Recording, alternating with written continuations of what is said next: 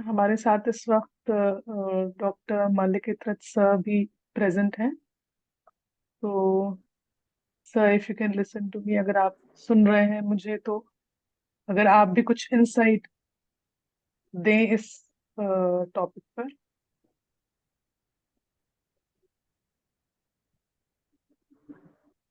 Malik sir.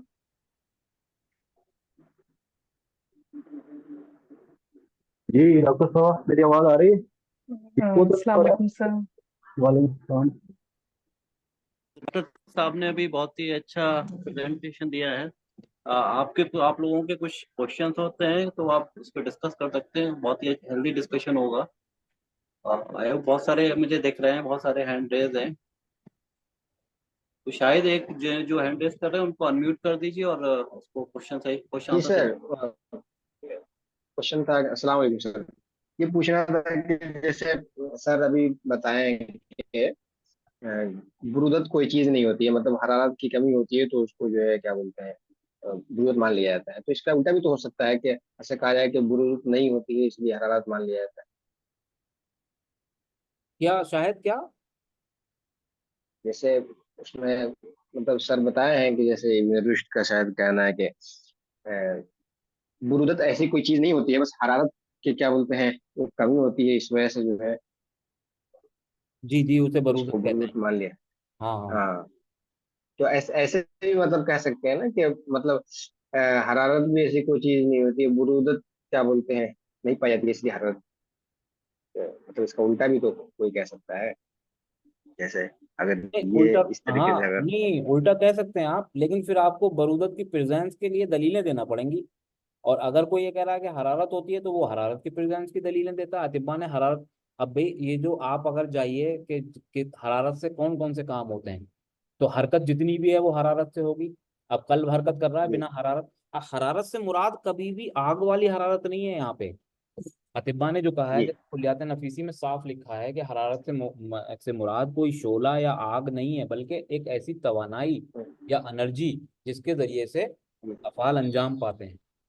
तो हरारत के बिना तो जिंदगी का वजूद ही नहीं है हमारी पूरी दुनिया में। जिसका हरारत का जो अल्टीमेट सोर्स है वो सूरज है। और वहीं से सब हम हरारत जी लेते हैं। अब जितने हम वार्म ब्लडेड एनिमल्स हैं जिसमें इंसान भी है, तो हम गिजा खाते हैं, गिजा में डाइजेशन मेटाबॉलिज्म होता है और उससे हरारत पैदा होती है। तो आप अगर जी तिब्बत के स्टूडेंट ने, तो आप ये कह ही नहीं सकते कि बरूदत होती है हरारत नहीं होती। क्योंकि जो वहां पर ग्लूकोज जा करके सेलुलर लेवल पे इस्तेमाल हो रहा है, वो क्या करता है? वो हरारत ही जी तो पैदा करता है। वहां वहां पे बरूदत जी थोड़ी जी पैदा करता है, वहां हरारत पैदा करता है। रियल हरारत। अब वहां पे जो एटीपी बनती है, तो एटीपी बनने का जो पूरा प्रोसेस है, उस प्रोसेस में कुछ हरारत अलग से बचती है, जो बनती है वहां वजू में और सेलुलर लेवल पे।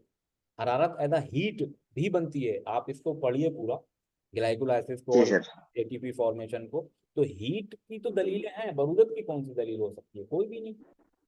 और आप ये बताइए कि कहा जाता है भाई कि फीमेल्स का मिजाज बारिद होता है, क्यों होता है भाई बारिद फीमेल्स का मिजाज?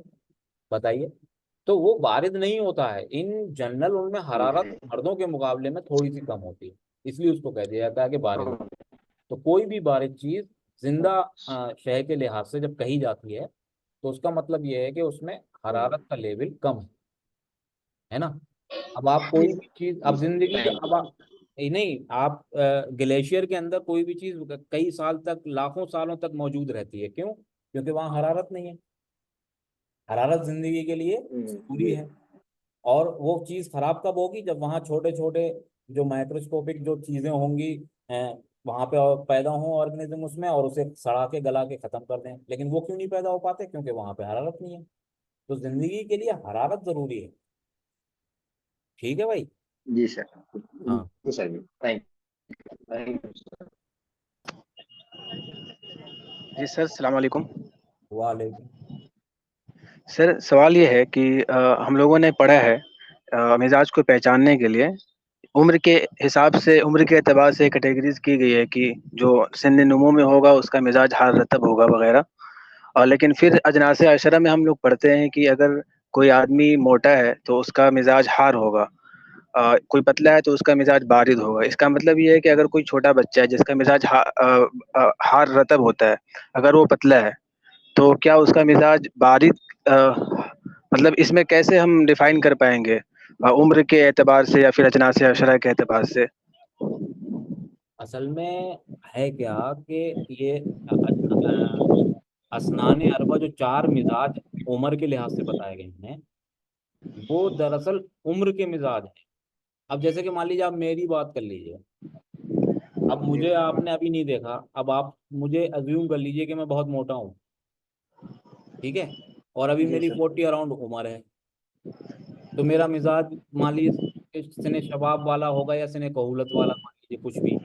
जी तो ये जो मेरा मिजाज है, इसमें जो मेरे हरारत है, ये जब मैं बचपन में था, ये इस हरारत में और रतूबत में ज्यादती थी, और जब मैं अब 40 अराउंड हो गया, 42 का हो गया, तो इसमें कमी आ गई है। जब मैं 62 का हो जाऊंगा जिंदा रहा, तो इसमें और कमी आ जाएगी। तो ये जी मेरे मिजाज की बात है, एक इंसान के मिजाज की। और वहाँ अजनास अशरा में तमाम उन्होंने एक कैटेगरी बना दी कि जो दुबले पतले हैं उनका मिजाज ये होगा, जो मोटे हैं उनमें चूंकि शहम की या समीन की ज्यादती है और लहम की कमी है, तो उनका मिजाज बारिद होगा। क्योंकि हमारे यहाँ लहम से मतलब है हार और शहम से मतलब है बारिद। और जो असनान अरबा में बात की गई है, वो किसी एक इंसान के मिजाज में कमी आती है, यानी कि जैसे आपका मिजाज जो बचपन में जितनी हरारत रतूबत थी, उतनी अब आपकी जवानी में नहीं बची हुई, रतूबत में कमी आ गई। रतूबत कौन सी? रतूबत है गरीजिया। वो रेगुलर हर मिनट हर सेकंड थोड़ी थोड़ी डिसोल्यूट हो रही है, तहलील हो रही है, और जिस दिन वो सब तहलील हो जाएगी उस दिन मौत हो जाएगी। तो वो पैदाइश से लेके नुत्फा बनने से लेके, यानी कि फर्टिलाइजेशन ऑफ ओवम से लेकर के और मौत तक, हर लम्हा उस रतूबत में कमी आती है, और उसकी कमी की वजह से जो हरारत है उसका मादा, चूंकि रतूबत गरीजिया, यानी कि कहीं भी आप देखिए कोई भी हीट, कोई भी एनर्जी किसी मादे या मैटर के बिना पैदा नहीं हो सकती। हर हीट और हर हरारत और हर एनर्जी को कुछ ना कोई मादा चाहिए। तो हरारत गरीजिया का जो मादा है वो रतूबत गरीजिया। अब बचपन से और जवानी 40 साल तक की उम्र में इतनी रतूबत गरीजिया कम नहीं होती कि हरारत में कमी आए, लेकिन 40 के बाद वो पीरियड शुरू हो जाता है कि इतनी कम हो जाती है कि हरारत गरीजिया में कमी आने लगती है, और फिर उसी से सारे अफ़ाल, सारी चीज़ें खराब होने लगती हैं। तो वहां पे जो उम्र है वो एक ही इंसान की उम्र को जिक्र किया गया, एक ही की, और अजनास अशरा में पूरी दुनिया के। ठीक है, समझ में आई बात? हेलो? वो म्यूट हो गए हैं सर, लग रहा। अच्छा चलिए, कोई बात नहीं। सर एक चैट बॉक्स में एक डॉक्टर जाकरा बेगम क्वेश्चन पूछ रही हैं कि पीसीओडी पेशेंट में ओबेसिटी कॉमन है, तो ऐसे मरीज का मिजाज क्या सर्दी होता है हमेशा? इस पीसीओडी जो मर्द है उसके लिए, मतलब जैसा कि हमें पता है कि किस चीज का मर्द है वो, मेटाबॉलिज्म के खराबी का, है ना? जी। मेटाबॉलिज्म के लिए क्या चीज की जरूरत होती है? सबसे ज्यादा हरारत की। बिल- आज के जमाने में जिसे हम मेटाबॉलिक सिंड्रोम कह रहे हैं, वो कुछ नहीं है सिवाय सुए मिजाज बारिद के। और इसकी शुरुआत होती है सुए मिजाज बारिद जिगर से। ठीक है, तो ओबिसिटी पहली अलामत है। और जिसमें कि अतिबा ने भी कहा है कि ओबिसिटी या जैसे फरवही कहा गया है, वो किसी भी कीमत पे हो ही नहीं सकती जब तक कि किसी इंसान का मिजाज बदल के बारिद ना हो जाए। ये अतिबा ने साफ कहा कि पहले मिजाज में बरूदत आएगी, फिर शहम जमा होना शुरू होगा। क्यों? क्योंकि शहम जो जमा होता है उसके लिए जो एक्टिव कैफियत है वो बरूदत है, यानी हरारत की कमी। और जो मादा है वो खून के अंदर मौजूद दसूमत है। तो बरूदत या हरारत की कमी के वजह से जो दसूमत है वो बदन में जमा होने लगती है। और अगर ये बरूदत ना हो, हरारत हाई लेवल पे हो, तो फिर ये जमा हो ही नहीं सकती। यानी कि कोई भी अगर शख्स मोटा है तो उसका मिजाज तब्दील हो चुका है, और सुए मिजाज बारिद अभी हुआ है, फिर धीरे धीरे फिर उसमें और दूसरे आज़ा के लेवल पे खराबियां आती हैं, जो कि अतिप्पा ने साफ बयान किया है। उसी में से फिर ये पीसीओडी है, जो कि उसकी बरूदत की वजह से। तो ये बरूदत की मौजूदगी में ही होने वाला मर्ज है, ये बिल्कुल सही बात है। जैसे कि और दूसरे चीजें हैं, चाहे वो कोरोनरी आर्टरी डिजीज हो, चाहे हार्ट हार्ट अटैक्स या हार्ट डिजीज हो, चाहे वो डायबिटीज टाइप 2 हो, ये सब बरूदत की वजह से पैदा होने वाले जितने भी मेटाबॉलिक सिंड्रोम के अंदर चीजें हैं, पूरा क्लस्टर ऑफ डिजीजेस जो है वो सब सूए मिजाज बरूदत की वजह से होता है। जी ठीक। डॉक्टर कौसर फातिमा, अपने आप को अनम्यूट कर लीजिए। एक आखिरी क्वेश्चन बस डॉक्टर कौसर फातिमा।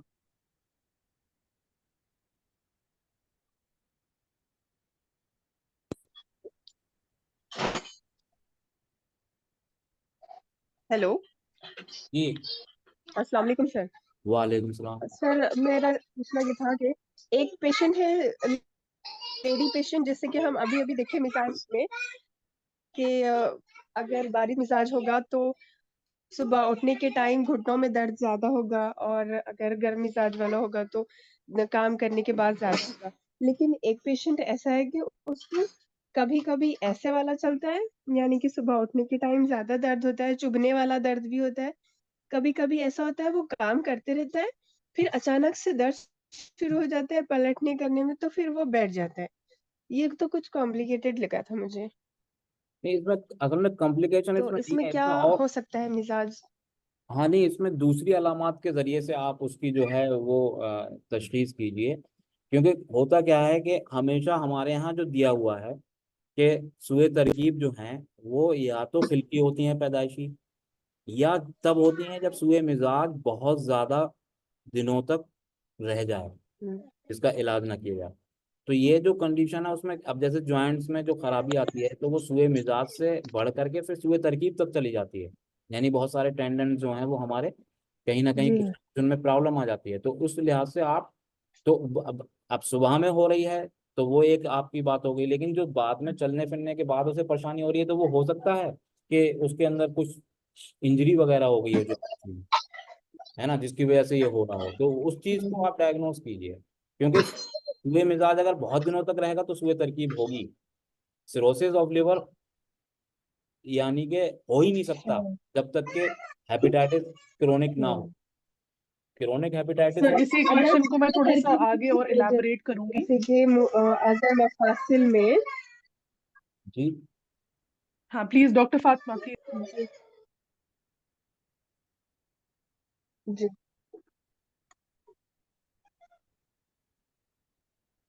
जी। ठीक है भाई, शायद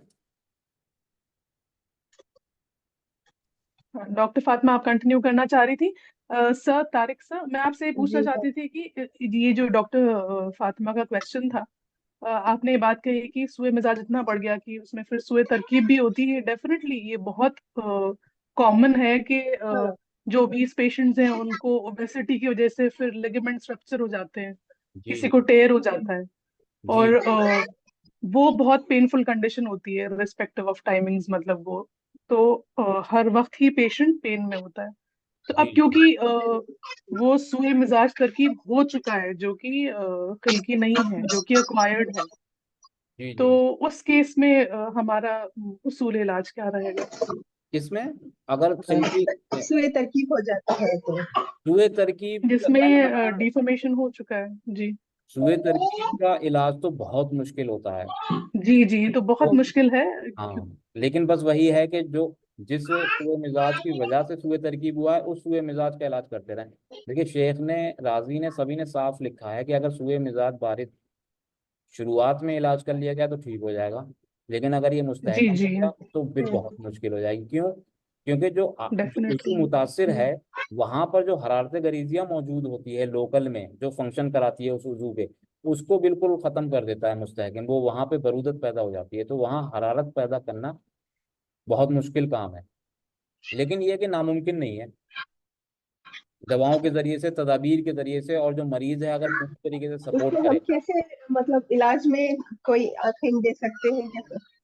उसको अच्छा। रेगुलर मिजाज अच्छा। दीजिए। अब मान लीजिए अगर बरूदत की वजह से है तो हार दवाएं, जो हाँ। इस तरह की हार दवाएं कि उसके दूसरी चीज़ों को इफेक्ट ना करें, और हार तदाबीर ज़्यादा उसमें इस्तेमाल हाँ। करें, लोकल तौर पे हरारत पहुंचाने की कोशिश करें। Local application. हाँ, तो इस तरह की चीज़ें। अब अच्छा। ये एक, मैं यहाँ पे एक चीज़ ये मैंने शेयर किया, शायद ये दिख रहा है क्या केबिल?